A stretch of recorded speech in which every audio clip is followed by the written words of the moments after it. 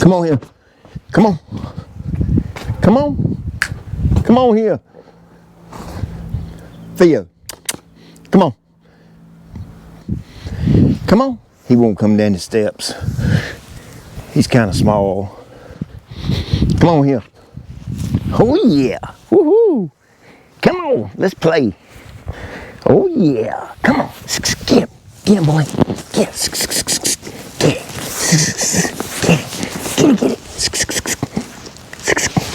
Get it. Come on. Come on. Get it, boy. Can't hardly run in that grass. Get it, boy. Come on. Come on. All right. Good job. Good boy. Good boy. Yeah. Good boy. Get that belly. Get that belly. Get that little belly. Shoo! What you doing, boy? Get him. Don't you bite me. Don't you bite me. I'll get your head. I'll get your head. You like playing in the grass, don't you? Yeah. That boy likes playing in the grass. Yes, him does. Yes, sir. Yes, him do. Yes, him does. Yes, sir. Hey, you want to tell everybody hey? Quit biting me. You want to tell everybody hey? Huh? Look up here. Look up here at the camera, boy. Don't be camera shy. Quit biting my finger. Look here. Yes. Get over here so we can do this video. Get over here, boy. Hey there, it's Pete with GCI Turf. Hope you're having a great day today. And actually, I hope God blesses your socks off today. We got a new family member at the house. His name is Theo. Like I said, he's a Havanese, or he's a teacup breed, so he's going to tend to be a little bit smaller than a normal one. Real quick story on Theo here is my daughter come to me wanting to buy a dog, or wanting our family to buy a dog, and come here. And I just told her straight up that, you know, I'm not going to buy one. So I know, mean daddy, right? But we did give her the option to save her money and buy her own. Give me that. Give me. I just cut my laripe down. He's out there chewing on laripe. Get over here. Come on. So my daughter started her little business making crafts and things like that. She worked really hard. I'm extremely proud of her. We kind of laid the guidelines down and on you know, that she needed to save her own money, and she wanted she wanted to buy Theo. She could buy it herself, and so she worked super hard, saved her money up. He was not a cheap dog by no means, and she come up about $600 short, and we didn't want him to get away. I mean, this was the one that she kind of fell in love with. So I said, hey, you know what? You ain't got time to make the other $600. We need to go and jump on this before somebody else picks him up. I let her borrow the money with some stipulations, and what we did was we give her a certain amount of time to pay the $600 back, and if she pays it off early, she gets rewarded by not having to pay the full $600. And if she's late, I'm going to charge her interest. And I know some people's probably like, dang, that's a hardcore daddy right there. Hard on them kids. She ain't but 13. But you know what? Somebody is going to influence your children. It might be a pastor, it might be a school teacher, it might be friends, it might be whoever.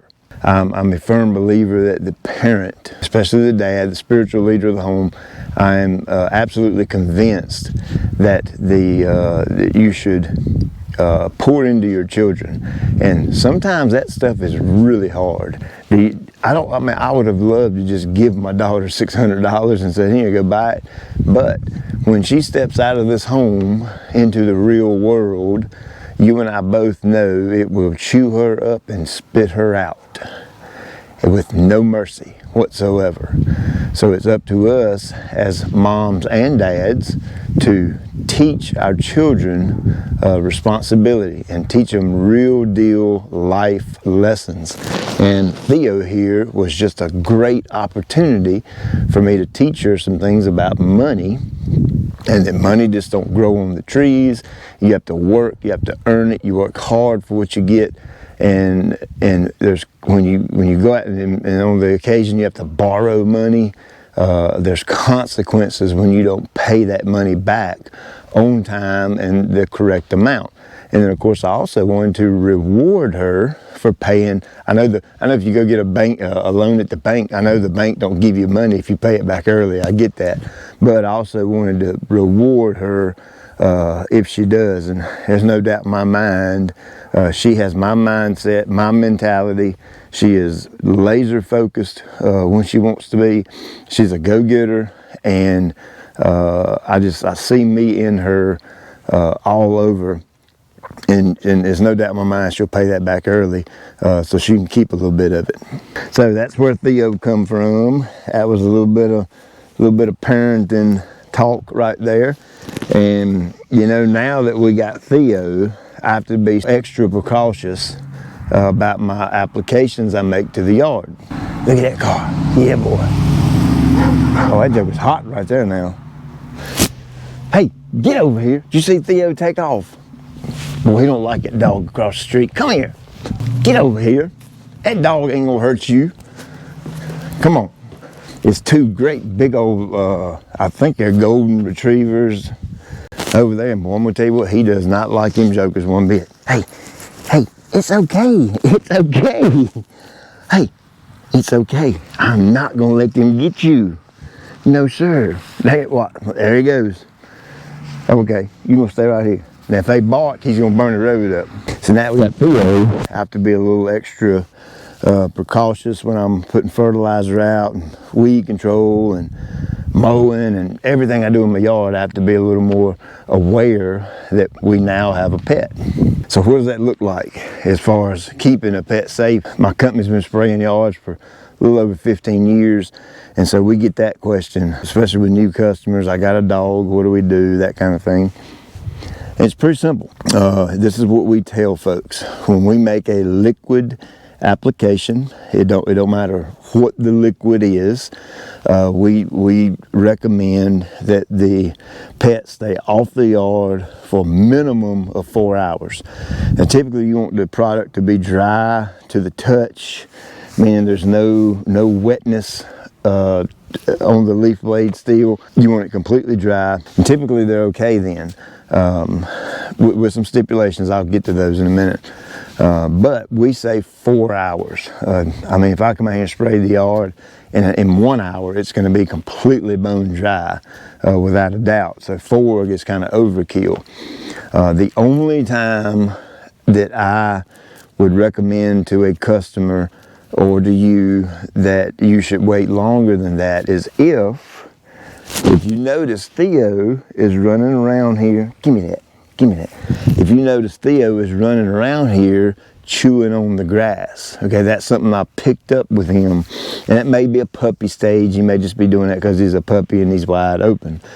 But if you have a pet that chews on grass constantly and it's a habit, then you actually want to wait longer than that, and you want to make sure that once you do your application that you water in the product or it rains on it. If it's not a product that gets watered in, like a herbicide or a fungicide, you want to wait until it waters it in later after you've waited the time period for the fungicide to do its thing. It's just you want to be over precautious, okay? Because I don't know his allergies. I have no clue. I mean, he's brand new, so I don't know anything about him yet. We haven't tested him for allergies or if he's allergic to anything or stuff like that. So it's basically a lot of just common sense is what it is. If we do a granular fertilizer, typically I'll tell folks, hey, the dogs, they're safe to go out immediately when we leave, as long as you blow all your hard surfaces off. There's not granulars laying everywhere for the dog to come around and eat. And again, that goes back to if your dog digs around in the grass and is going to eat things off the yard, obviously you want to water that in, dissolve that fertilizer and get it gone before you let your dog out. Hey, come here, come here, come here, I'll get you, come here. Did you hear them dogs bark? There he goes. Shoo, come on. They ain't gonna get you, boy. Come on here. Uh-oh, there he goes. That dog growled at him. So, in a nutshell, use common sense. You know what I'm saying? Get it, boy. Get it. Get it, boy. Get it, boy. Yeah, boy. Yes, sir. Yes, sirree. So, I'm just going to have to communicate with my daughter well and say, look, I just sprayed a fungicide, insecticide, humic, whatever, on the yard, and you need to keep Theo off the grass for a minimum of 4 hours, and we'll wait and let it dry. And again, I'm gonna watch him when he's out here playing around in the yard and try to pick up on his habits, and if he's actually digging and chewing and scraping around, obviously we'll adjust our game plan with him. I want to protect her investment in the dog, and number two, I don't want no harm to come to the dog. I mean, I'm really kind of falling over for him too. The whole house, we love him. He's very playful, and man, he's furry and cute and little and all that cool stuff.